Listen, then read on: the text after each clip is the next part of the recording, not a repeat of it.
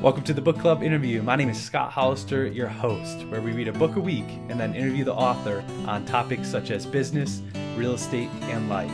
Be sure to check out the videos below and also on our Facebook page, The Book Club Interview. Ben Leybovich is a real estate investor, author, speaker, and internet entrepreneur. He was professionally trained as a classical violinist, but a diagnosis of MS in college spelled the end of his dream of becoming a professional musician. Once Mr. Leybovich realized that his medical condition was potentially prohibitive to holding a job, he began a lifelong study of personal finance, investing, marketing, and business. Through the years, he's involved in everything, including running a nonprofit music school, surviving a failed vending machine venture, succeeding in real estate investing, writing books, and selling a course online.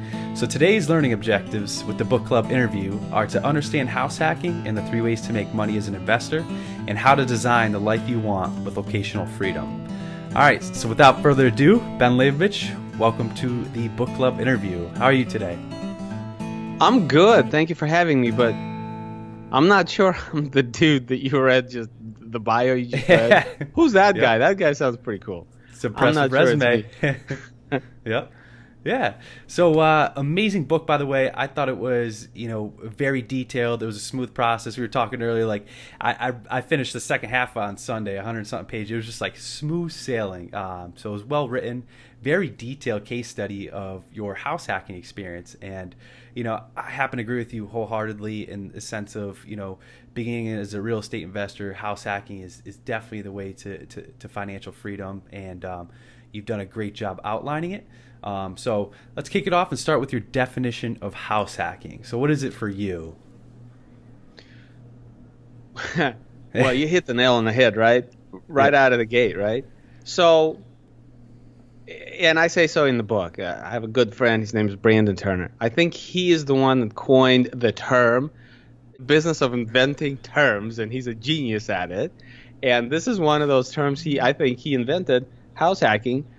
And the traditional definition of it, though, I think most people perceive the word hack or hacking as some kind of a bit of a derogatory kind of not fully baked, not fully complete, not fully eloquent kind of a term, kind of a sense about it. And it's true because most people looking at house hacking are basically just saying, listen, I'm not really trying to live a better life. I'm just trying to live a cheaper life. And how do I use the real estate that I live in, the roof over my head, to kind of compress my expenses, frankly, right? So you move into a duplex, you move into one side, and you rent out the other side, and the side that you're renting out hopefully pays a portion, or maybe even your full mortgage.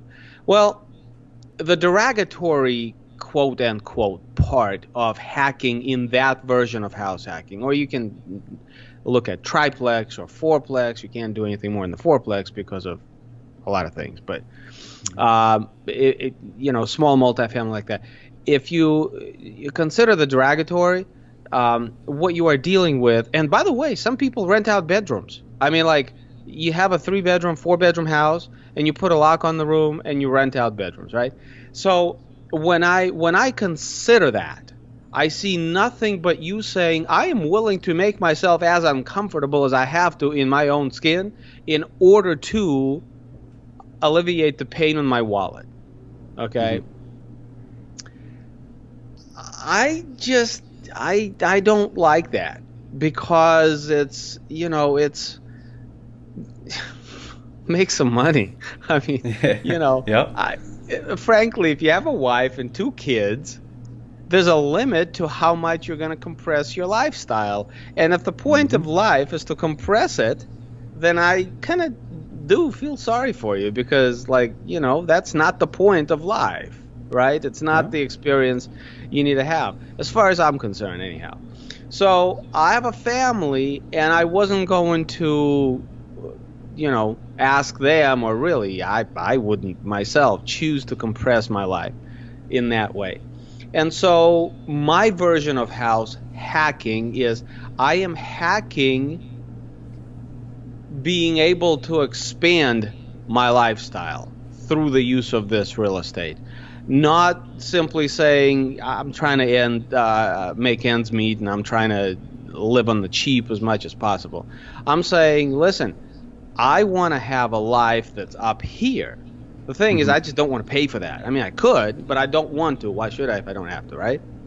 And so my version of house hacking is really luxury house hacking, whereby you're looking at it and saying, this is what I want. Like, I'm not afraid to admit, I want a McMansion is what I want, okay? With travertine, granite, pool in the backyard, the whole shebang, right? That's what I want. I want it for myself. I want it for my kids. That's what I want. It's up here. I want it. And I'm not going to apologize for it. I want it. I don't want to pay for it. Right? So how do I do? Well, I use house hacking to kind of take my life from here to here. Okay. By way of house hacking. Smart man. It's a different perspective. I don't know. Yep. I don't know if it's, somebody smarter that pays cash for a house. I'm not necessarily passing judgment. I'm just saying I wasn't in a position to pay cash for this house. I still wanted it, and I wanted to make it very affordable. So that's how I did it. Smart man. I love it. It's a delicate balance with the family life and, not necessarily living to your means, but, going up a level and asking yourself, what are the ways, I can get there? And well, there is no balance. I mean, forget the balance. No. There is no balance. You can't ask your family to, I looked at it. I looked at the duplexes out here. I looked at all that stuff. And it was just, there's no way in hell I was going to ask my people to live that kind of life. That's not why we came from Ohio to Arizona. We didn't come for this. Yeah. We came for something else, right? But it was my job to make it extremely affordable. In the end, it's costing us less to live here than it is there, but our lifestyle is double or triple or quadruple what it was there, and it's because of the house hacking. Yeah. So let's talk about that paradigm shift that you call it in the book and your epiphany, living in Lima, Ohio, surrounded by cornfields. And this happened in the shower, if I'm not mistaken, right? That's correct. Most good things come to me in the shower. I know. There you go. Creative process. That's how it happens. Yeah. So go ahead. So what clicked? I mean, do you just wake up one day and say, are the kids getting older? Are you kind of getting sick of the cornfields, or did you get the motivation from Brandon Turner, who's in Hawaii all the time, and you're like, well, let's pick a better place. So what clicked? What happened?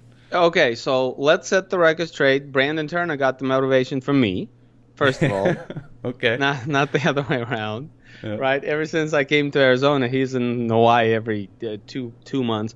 Frankly, a lot of the reason I wrote the book, I wrote it for him because this is what he needs to do in Hawaii. Mm-hmm. I keep trying to tell him, and I think he's just messing around. I don't know. I would have bought something down there already by now, with a house hacking component, of course. How it happened, we outgrew the place. I stopped buying real estate in Ohio in 2013. That 10 unit was on Symphony was the last building I purchased in Ohio. And I don't know if it's consciously or subconsciously, but I felt we were outgrowing the place and we were going to go do something different. So I was looking to, I bought that thing in 2013. It took me a couple of years to stabilize it. And then by 2016, we were out. So I felt, like I said, maybe subconsciously, but I felt that we were on our way out. Okay. It was a small place. I was getting tired of the cold and the snow and the scraping windows and the whole 9 yards. The cornfield, I was over it, right? So I wanted to change. And then, I write about that in the book. There was a coffee shop across the street from the school, and my wife and I were crossing the street to pick up the kids after school one day.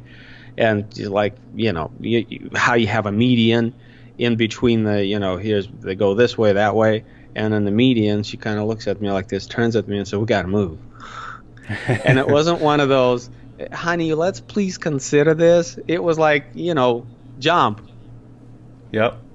All you can do is say, how high, dear? uh, and I can't blame her. She says, the kids need more. We were Lima, Ohio. Lima's a great place.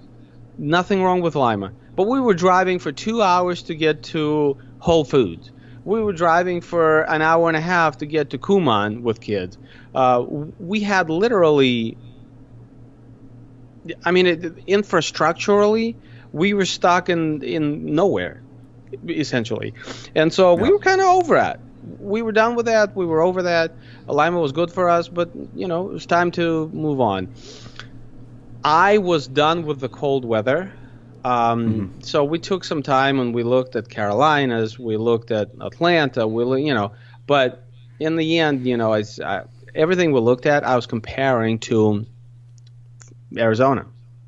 Okay. It's like, I think subconsciously I was like, because I like Arizona. I'd been to Arizona a number of times, and I enjoyed it. I always enjoyed it. And I just, any place I went, I was comparing to Arizona, the blue skies, the palm trees, the new infrastructure, great roads.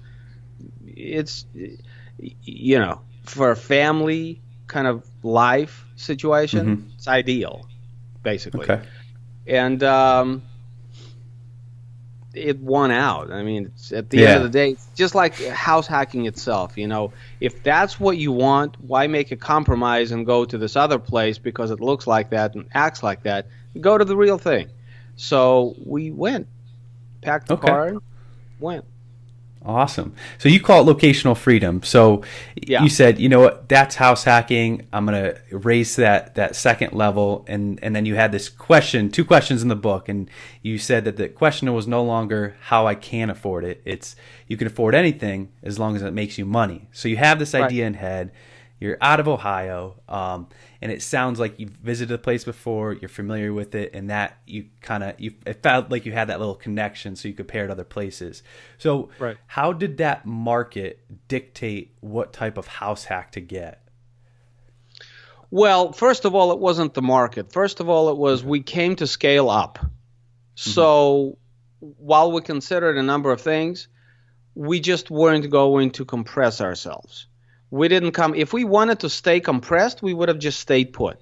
There's no reason to go anywhere. We left because we wanted a better, more fulfilling, more full life. So that involves, we came for the kids' school. So that meant we had to be in a certain geographical location that would be conducive to driving to school every morning. Okay, we would take the kids to school every morning. So I couldn't be a 35-minute drive from the school. Well, that put me into a certain area which fit us just well because, you want to call it McMansion or whatever, but it put us into a certain area, okay? I considered it a live and flip. At the end of the day, I didn't yet have contracting relationships. I just came down here. So a live and flip was definitely an option on the table. We considered, but no, we decided against it. And we didn't want to live in that, frankly. Another option was just, a duplex, your more traditional house hack, just to, kind of land here and plant our feet and stabilize ourselves and then see what's what. The problem is, the age and quality and location of things like that, small multifamily, just wasn't what I was looking for. I wasn't looking for a straight investment. So the difference here, we started out kind of drawing a distinction between that which is in people's minds as traditional house hack and that what I described in the book and what I'm living in. The difference is the approach. Here you have the investment, which is what's good for your money. Here you have your lifestyle, which is what's good for your soul. In a traditional house hack, what's good for your soul goes down here. What's good for your money is really the primary here. That wasn't the case for me. I came here to experience what's good for my soul, so it was here, but I had to underwrite it with somewhat of what's Mm-hmm. good for my money. I couldn't just disregard my money simply because I haven't made it in life enough to be able to stroke those kinds of checks. So I had to keep this in place somewhat, but it wasn't going to overtake what's good for me, for my family, for my soul, for my lifestyle. Okay? So a duplex, triplex, that would have been good for my money, but terrible for my soul. Mm-hmm. And, that defeated the point, purpose, Yeah. right? So that's kind of how I just kept looking. I kept looking, and I found an asset class that lent perfectly to doing what I was trying to do. Yeah. Had a little bit of all kinds of components. It had a little bit of room that I could put lipstick on what was there and create some value. It had an income component to it, but it wasn't an income component that required me to compress my lifestyle. So it kind of had best of both worlds. And as it ended up, there's more income in this than you could potentially have in a normal. In fact, I just submitted an article for Bigger Pockets just yesterday. I just emailed Allison yesterday that I put one in. It's going to be coming out next week. The first 12 months of this house hack. Dude, I looked at, because the city wanted their taxes, which ended up like being nothing. I was concerned I'd owe a couple $1,000s. It ended up being nothing. But I looked at my books. It generated $12,000 in the first 12 months. So it was a little bit less than what I anticipated. I think I was shooting for $14,000 to $16,000. We didn't book as many nights as we thought by a long shot, and still generated practically what we were looking for. And the thing of it is that what I was trying to accomplish, maybe we can take a step back. The house we were living in Lima was costing us $1,600 all in, PITI. That's what it was costing us in Lima, Ohio. Okay, in Lima, Ohio, we were paying $1,600. Okay, this house PITI is costing us probably like $2,200. Okay, because property taxes here are a lot lower than they are in Ohio, which means affordability is a lot greater, so you can take on more mortgage for a much nicer house because your property taxes are lower. But it's $2,200, let's say. I think my PITI something around principal and interest. I think around $1,900, and tax and insurance, and let's call it $2,200, something like that. So minus $1,000 a month. I mean, we're living for less than we did in Lima. But you upgrade your lifestyle. But yep. Threefold, right? Definitely. And it's we're making more now because we're charging a lot more. Like when you first, and we can touch on that later on, but I think we're going to hit that 14 to 16 this year without really trying. Good. Yeah, no, I love your approach. I mean, just going into a new market, you said, here are my options to invest intelligently. Okay, you could have house hacked, but the lifestyle, you didn't really want to do that and lining up the contractors just yet. Right. So it's a synergy, right? It's the synergy of a bunch of different inputs, just like, your architects, what's your objective? What do you want to see that picture as? And what's the functionality? How can we blend and synergize the functionality with what you see in your mind to make it workable? And this was difficult, right? If all I wanted was to live on the cheap, there's a bunch of different ways to do that. But that's not all I wanted. I wanted to live on the cheap, but I also wanted to live well.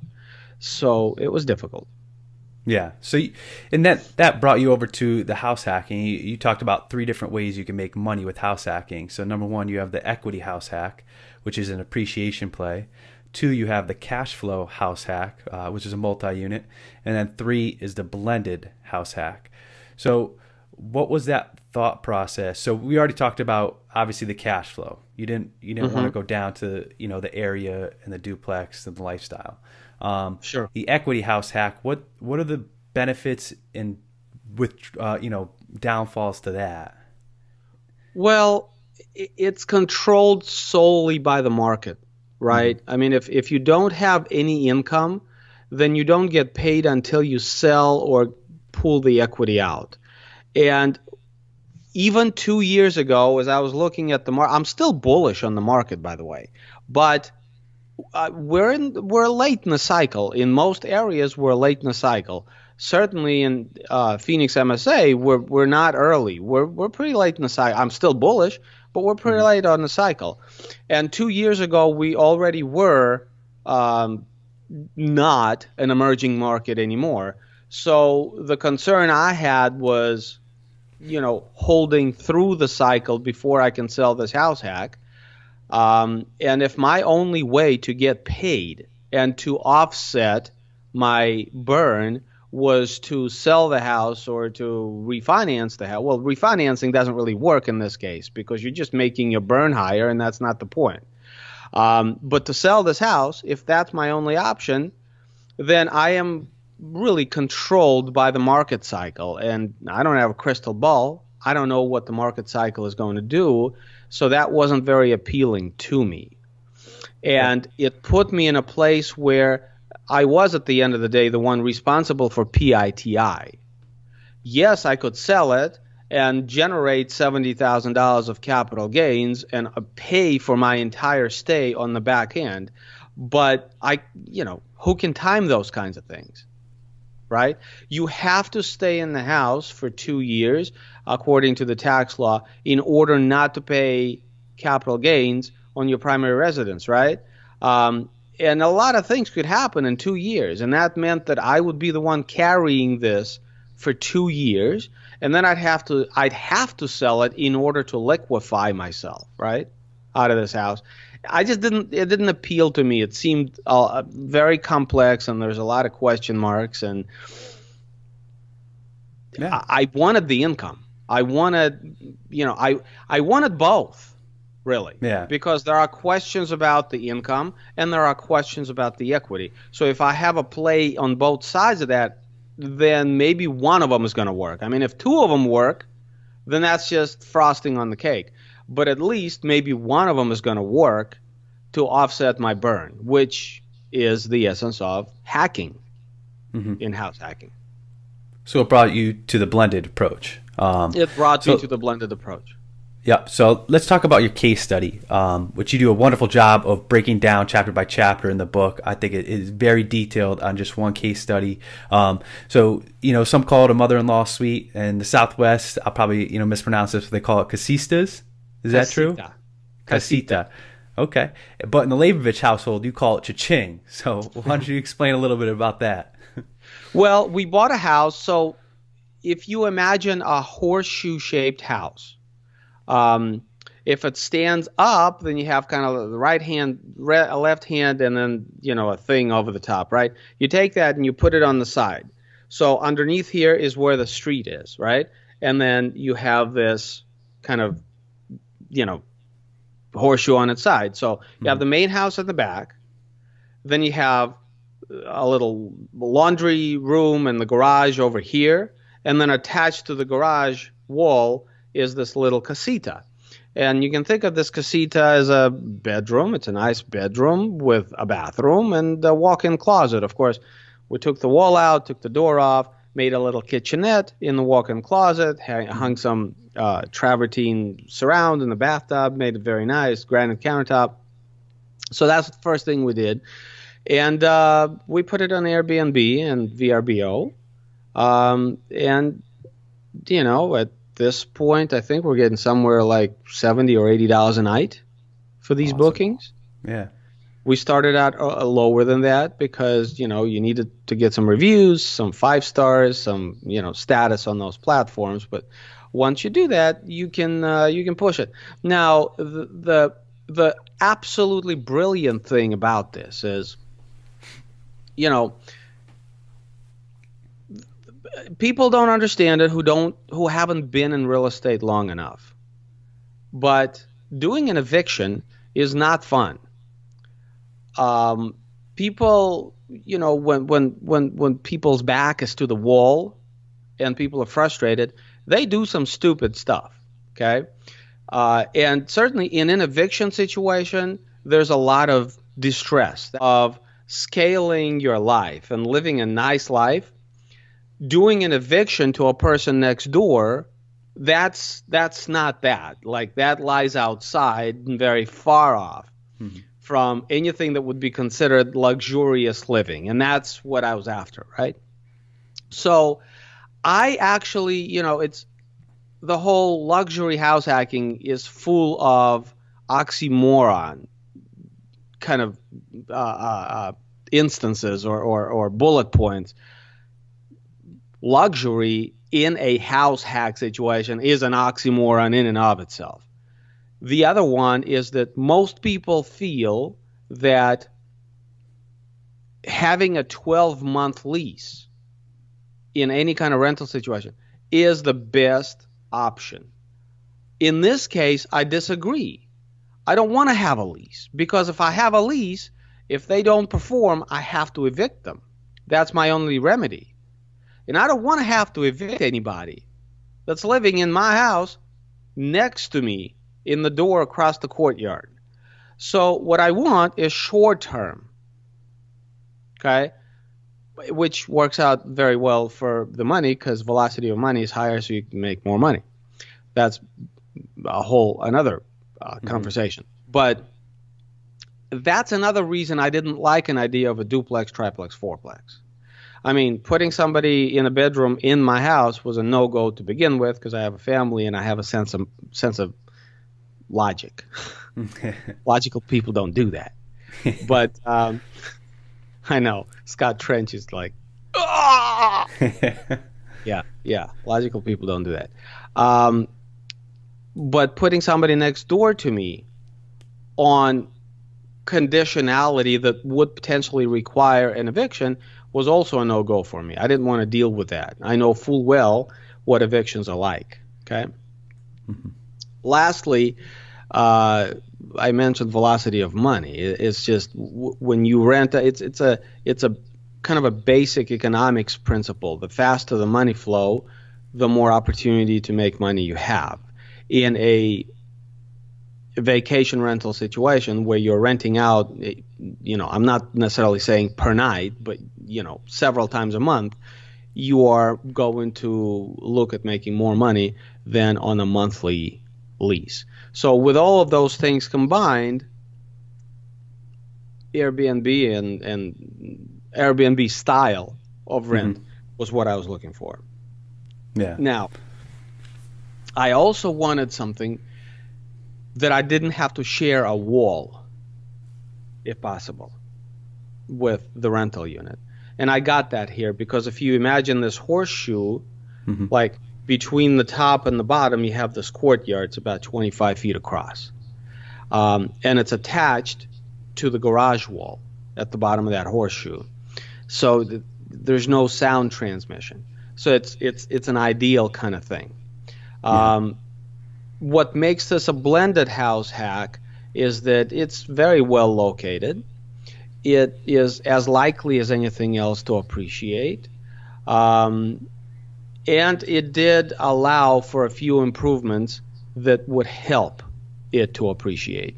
So it's kind of a blend between a live-in flip, although we're so comfortable here that I don't know where we're going to go. I mean, it's a mansion next because what else are you going to – I mean, I just – and it's very well located, very comfortable. I don't know why we'd need anything else at this point.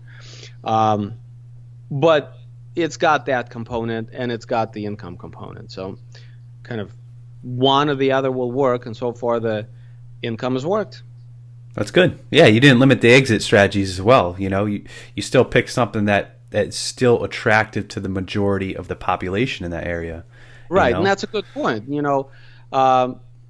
Most of the buyers for a triplex are your investors. And they have a different set of criteria because most people aren't buying that triplex as a house hack. Most people are buying it as an investment. And in some cycles, that really unleashes the value but in other cycles it really compresses the value. But you're certainly limiting your audience when you do that. In this house, it has functionality of a duplex, but to somebody else, that casita is an office. To somebody else, that casita is really, what it's designed to do, a mother-in-law suite. And it works this way because we live in a nice place where there's a lot of population trends that support this floor plan. Good. In terms of the appraisal process in Arizona, did that, casita add a lot of value in the comparables in the same neighborhood without that, or? No, this was originally built as such. What they do is they call this like multi-generational floor plan. And the reason they do this in Arizona is because in Arizona, like I'm 12 minutes away from Intel. So a story that goes like, he's coming down, he's got a couple of kids, his father is passed away, but his mom's coming with them. She wants to help out, but she doesn't want to be in the middle of the family life. But she wants to be readily available, a lot. You see that story unfold all over the place, right? So they buy a house like this, and this has her own bed. She has her own bedroom, her own bathroom. It's across the courtyard, and we have that. It's Arizona. Yeah. There's a lot of young people are coming for jobs. A lot of older people are coming with them. Things of that nature. So this kind of floor plan makes sense here. You don't see it in many other places because this dynamic doesn't exist exactly in the same way in many other places. But here there are specific pockets of these houses. Does it add value? Yes, but it's. Listen, if you are, like, for instance, I could be I'm sitting in a room above the garage. This is the only room upstairs. For me, this adds a lot of value because my wife runs a business, because I record podcasts, and I don't need kids to be, yelling next door, right? So for me, this adds a lot of value. Not only that, but because I am self-employed, I want to deduct my office on taxes. And having its own entry point by way of a stairs outside that leads into this room, and this is the only way to get into the room, and the only reason anybody goes out here is because it's an office, guess what? There's never going to be any red flags associated with me deducting the square footage and the repairs and everything else on this room. Okay? So to me, this has value. But to somebody else, this is a bedroom. But if you consider it as a bedroom, you have to leave the main house, go upstairs via the steps, and go up here. If you're a parent and you have a teenager, are you going to put them up here? Can you control what they're doing up here? Same is true for the casita, right? So this particular floor plan is very valuable to some people, but very kind of clumsy to others. Like if you have a family where you need 5 bedrooms, even though this could be a 5-bedroom house, it's probably not ideally laid out for a 5-bedroom house. I have a house with exactly the same layout next door to us in the same situation. His office is upstairs. They've got a couple of kids. His office is upstairs. They've got a craft room in the casita, and that's what they do. For them, it works very well because in the craft room, you can keep all the mess in the craft room. You're not taking it into the main house. He's got an office, and they've got still a 3-bedroom, 2-bath main house, So there is a segment of population for whom this really works. And it's quite popular. People like casitas out here in Arizona. Good. Did you give him a copy of your book yet? Maybe you could pick up some ideas. Yeah, it's on Amazon. Yeah, there you go. Yep. So let's talk about, all right, you got into the place, you had what you call a little bit of lipstick, in the main house, and then in the casita, you wanted to do over. So with thinking of your short-term, tenant in mind, what was your rehab process? I know you talked about it in the book, but you could, do this rehab for $4,000, or was it, the next step for $8,000? Right. And right. So, everything to me comes down to making it as easy to maintain something as possible. The ease of maintenance has to do, 99% of it has to do with who is the end user going to be. So what you do in a rehab, first of all, what you've bought in the first place as your asset. And this is just as true of a 150 unit that I'm going to underwrite today as it is of a casita house hack. What you buy is going to attract who you are going to end up with. Mm-hmm. There's very little that you can do past the point of purchasing it to you can build on, or you can showcase and make it more clearly apparent what you have. But you will not take a pig and turn it into a frog, or vice versa. It's not possible. You're not going to be able to do that. That's not how real estate works. And people don't understand this, but that's not how real estate works. So what I needed to do was I needed to attract the kind of people to this house hack who would make my life easy, who would be extremely respectful to me and my family and my property, who would pull up in very nice cars that are not dripping oil, who essentially would be able to afford $300 a night hotel, but would make a decision to stay in my casita instead because it's nicer than that $300 hotel, but 3 times as less expensive. So why overpay? But what I didn't want to have is somebody who can afford to pay $25 a night because that's all they have. That's all they can afford. I didn't want that person. Nothing against them, but there's a reason why their behavior in life leads them to a place where all they can afford is $25 a night. And I don't want that kind of behavior or anything near it around me and my house. Okay? So nothing against them. I'm sure there's a place for them, but not at my house, is what I'm saying. Yeah. Okay? So I wanted to be able to attract people with options, people with money, people who could do whatever they wanted to do, whatever they needed to do. And this was one option. And I wanted them to pick this option because it was really a no-brainer option, not because it's all they could afford, but because it was just an awesome way for them to go. So that's why I needed to make the casita look a certain way.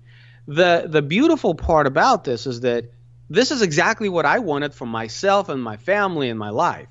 This is why we moved. We wanted the nicer things. So it was one of those synergies where by having the nicer thing, we're attracting more of that nicer thing energy, meaning nicer guests that can afford to pay more money. So the actual math worked out very interestingly, where I could have spent $150,000 less for a house. Maybe I could have found one with a casita, but then I would have had to be dealing with people who can afford $25 a night.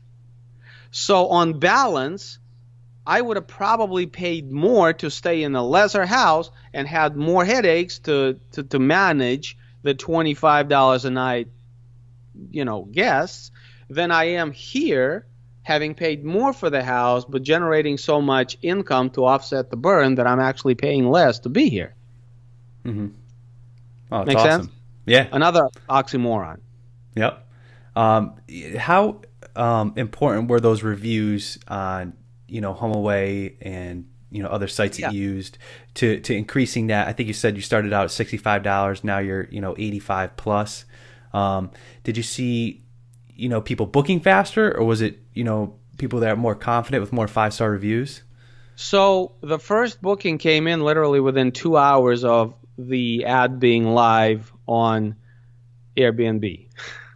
Nice. And I was like, it was a surreal situation because I had no baseline.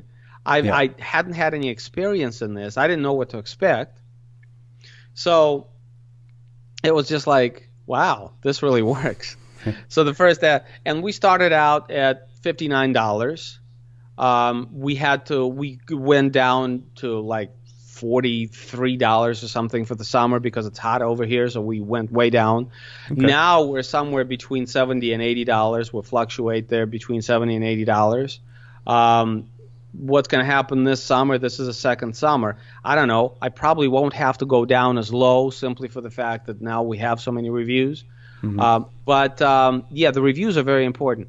And how you stage things, and specifically the bed, is very important, because those people will tear you apart if you have them sleeping on a lumpy thing that's no good. Yeah. They will let the world know. So staging is important. Yeah. Well, I love the fact how you separate yourself, and this is just from my experience staying over, at homeaways and things like that, but you provide the coffee, the snacks, cereal, milk, and you said even a bottle of wine. Like, yeah. So someone just going into this, that's a lot of money to probably up front with each tenant. And have you gotten a lot of reviews based off those little things that you provide? No, I think a few reviews probably mention them. Okay. But I know from contact with guests, they do appreciate that. So it's not really a lot of money, dude. A bottle of wine is $4 or $5, with, barefoot, whatever. But it's still, it's still a nice gesture. The Keurig that we have in there, once every, it's not like people come here to drink coffee. So once every 2 or 3 months, I'd go to Costco and get a big old box of these coffee pods. It's not like it's huge money. I mean, there are some expenses, but they're minimal for the amount of revenue that you generate. Definitely. No, that's awesome. And I just said, from my experience in house hacking, when I bought 2 single family homes on the same lot, rented out one and lived in the other with a roommate to try to, get away from that process. Oh my God. Oh, it's you didn't just say a roommate. Hey, but I was 25, not, this not is the married, point. not this kids. is the point. I wrote a couple of articles on this on BP, and they were somewhat controversial. Not that bothers me, it's what we do. But the main distinction here is that you will do things when you are 25 that you will absolutely not do when you are 37. Yeah. Or you shouldn't, because you haven't moved up in life. You haven't gone through your psychological progression in life. It's so funny. We, as an educational system, we have psychological profiles for children, right? When you are 6 months old, you're supposed to be able to do X, Y, Z. When you're 12 months old, X, Y, Z. When you're 2 years old, you're supposed to do this. And we track the children's development based on these timed kind of hurdles, right? Mm-hmm. But we stop doing that when the people become, 8 years old, 9 years old, 10 years old. And specifically when you're 18 and you graduate from high school, we assume that people stop growing intellectually, psychologically. People don't stop growing. So I have to tell you, if you are 25 and you have somebody sharing a house with you, and I get it, because at that stage in life, what's good for your wallet is right here. What's good for your heart is maybe having a friend living with you. So it kind of makes sense, right? Yeah. But when you're older and you have a family and you have a wife, and when you have some freeway that you are seeing in the rearview mirror at that point, you shouldn't be doing that. There is something wrong with your development if when you are 40 years old and you have all these things and you are at, as Rich Dad calls it, halftime, and you're supposed to have your ball rolling, and what you have is a friend living in the bed. That just doesn't work. So what I wanted to get across, and I hope I did, but the reason I wrote the book and the reason I do these interviews and the reason I write the articles is because you can apply house hacking in a way that is conducive and makes sense for an older person with a family. if you are a retiree, and let's call you a doctor who's worked really hard, you've got 3 million net worth, 5 million net worth. Most of it is in paper assets.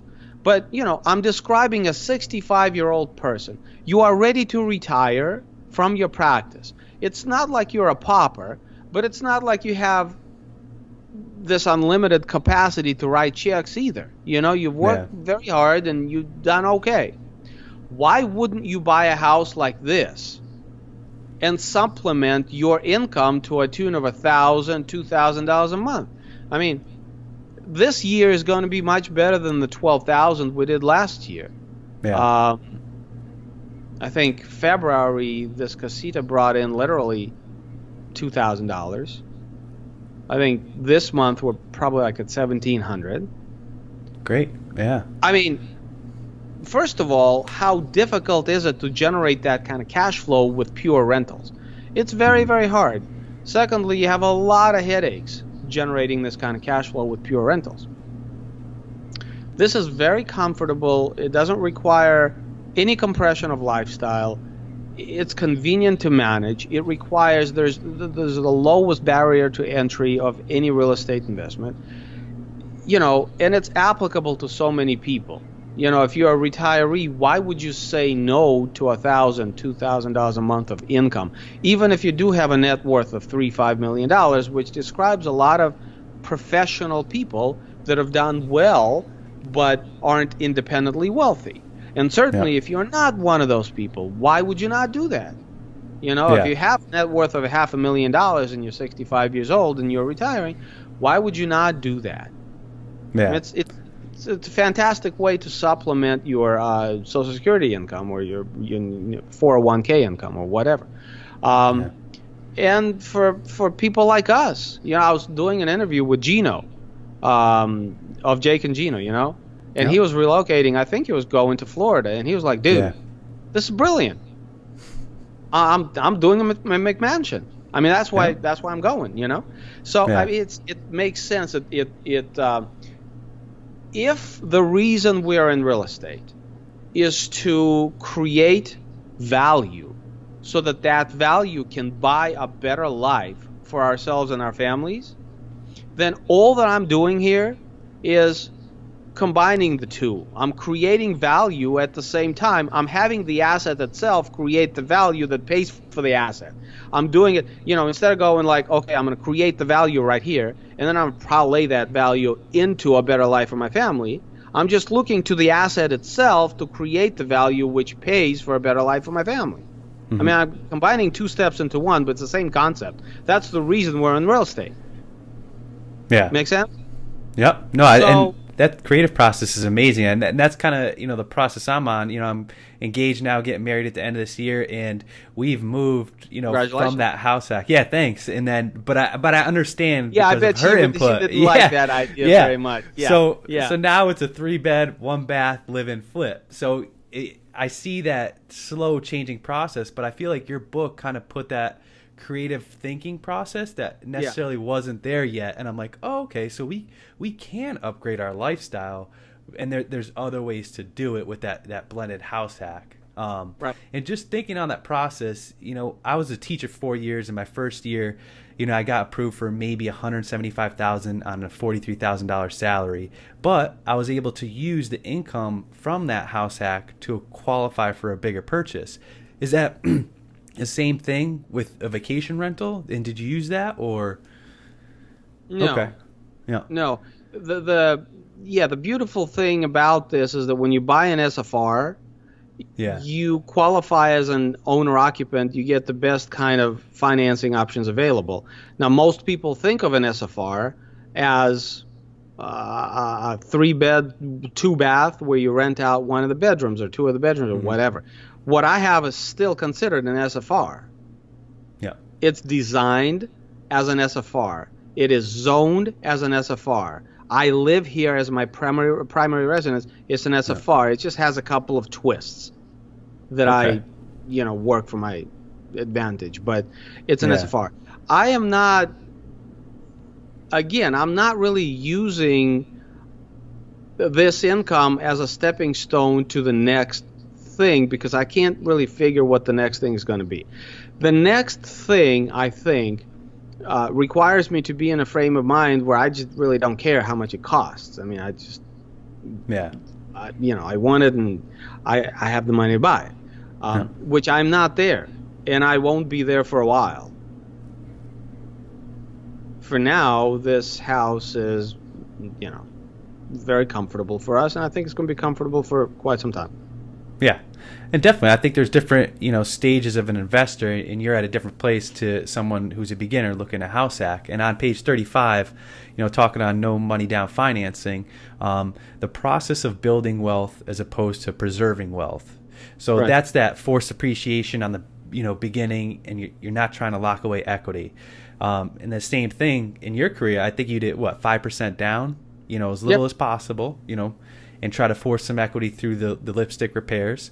So when does an investor, reach that preserving wealth, where they can, is it the amount of capital they can lock down in a down payment, or is it, I don't know. That's such an individual question. Okay.